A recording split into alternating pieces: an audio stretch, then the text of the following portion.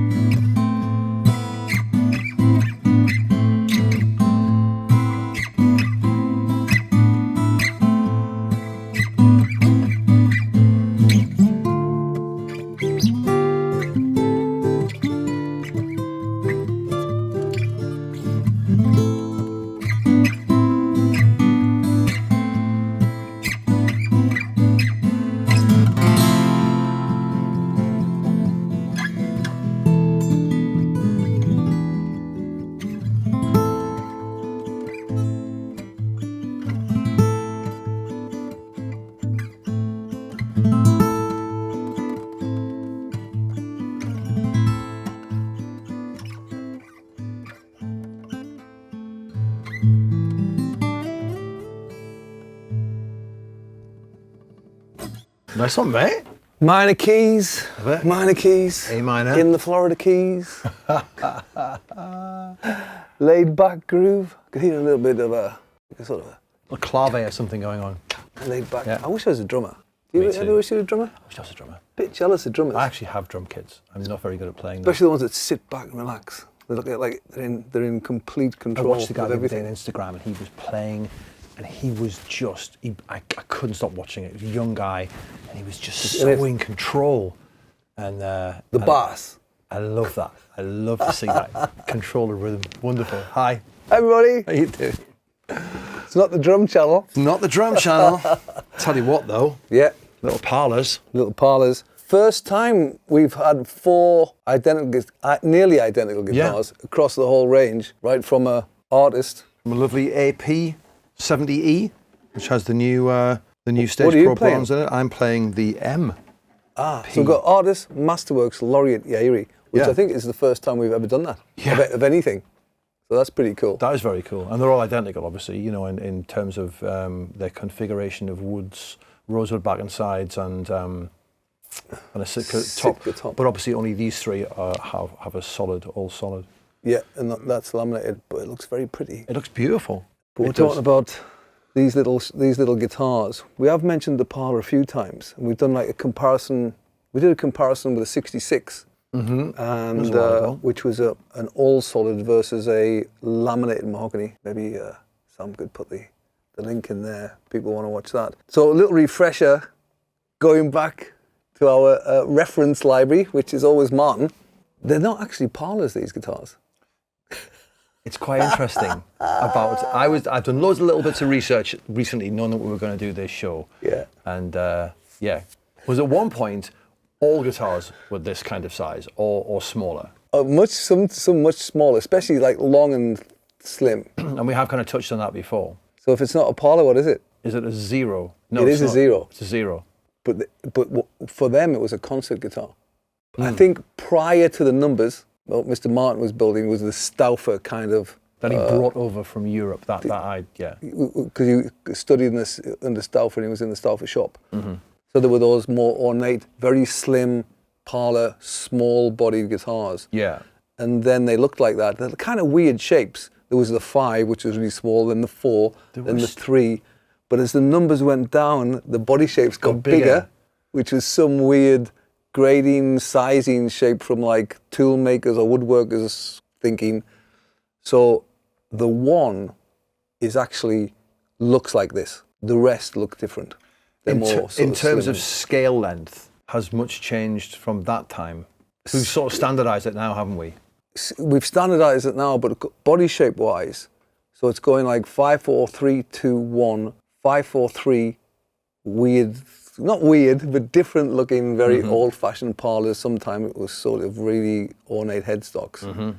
But the one, I'm not how many ones are around or how collectible they are. Somebody could maybe tell us. They made this guitar, which was bigger than one, and it was then, I believe they said, this guitar is fit for purpose as a concert instrument. Yes. So this was a concert instrument, not a parlor. It's incredible. They kind of moved away from the small parlor instruments which were played at home.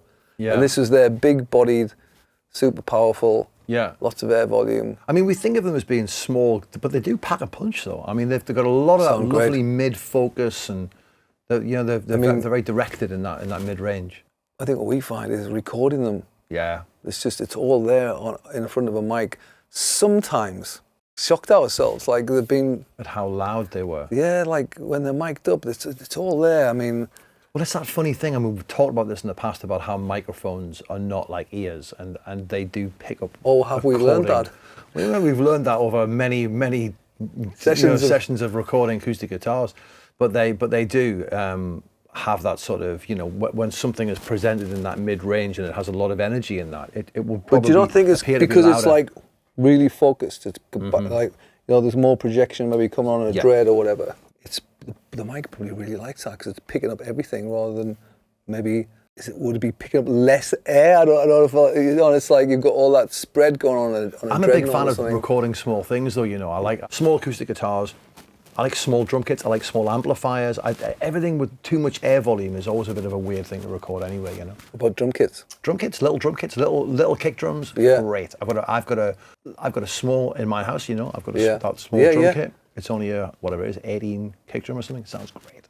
So recording to acoustic, like, I think I definitely get lost on all the volume, air volume, and all that spread of a dreadnought. Recording these are fantastic, OMs are fantastic.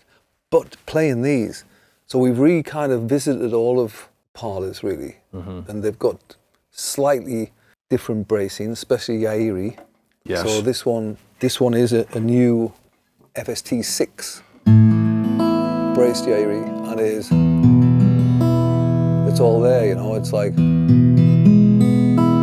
really open.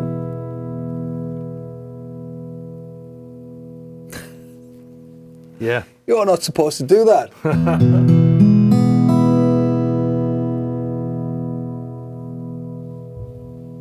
hope that mic's picking up that sound. Oh, yeah. So, approaching the sound box a little differently, bit of a lighter build, and letting this, what air volume there is, drive that top as much as possible, I think has really, really worked. And it's, they're lovely.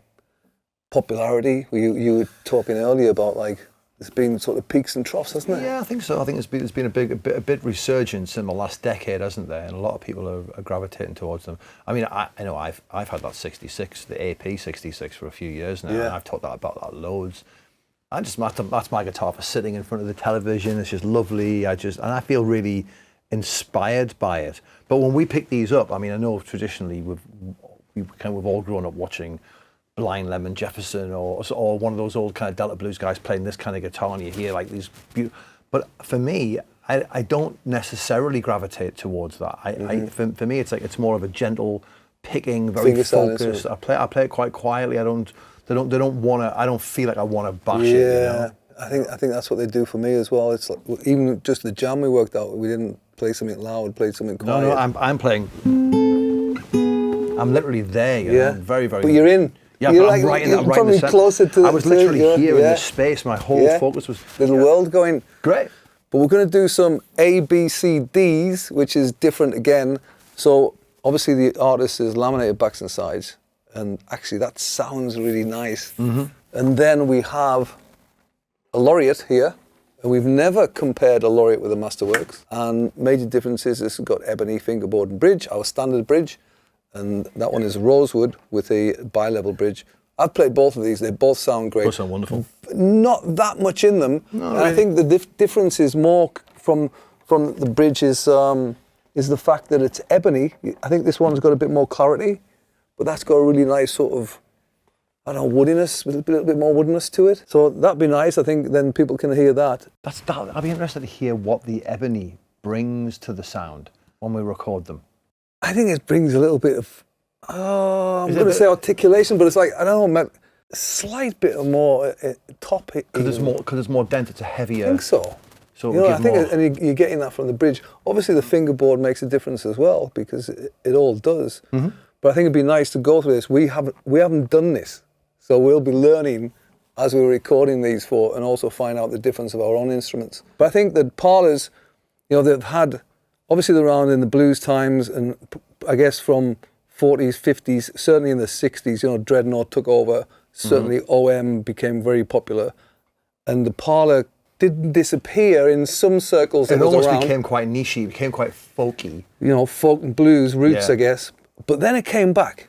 And I remember when we first started making Parlors, like they became really popular about 12, 14 years ago. Right. You know, people would say, you know, it's sort of, you know, that sort of resurgence of alt country and other stuff, and sort of that sort of vibe. And they seem to be back again. We're selling a lot of Parlors again. Don't know why. If anybody knows why, please let us know. That would be good to know. But also give us your thoughts on a Parlor. If you own one, what do you think of them? And we're going to put these to the test and see what you think. Marvellous. Yes, we will. See you guys. Cheers, guys. See ya. Bye-bye. Bye.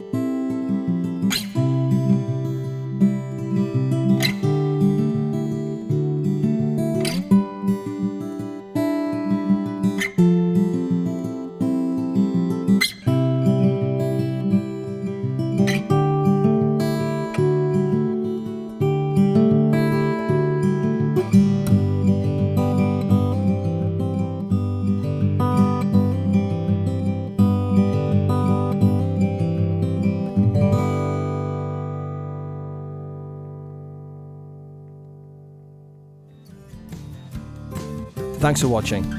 If you enjoyed this video, click the like button and consider subscribing to our channel. If you want to watch more videos like this one, click the video on the screen now.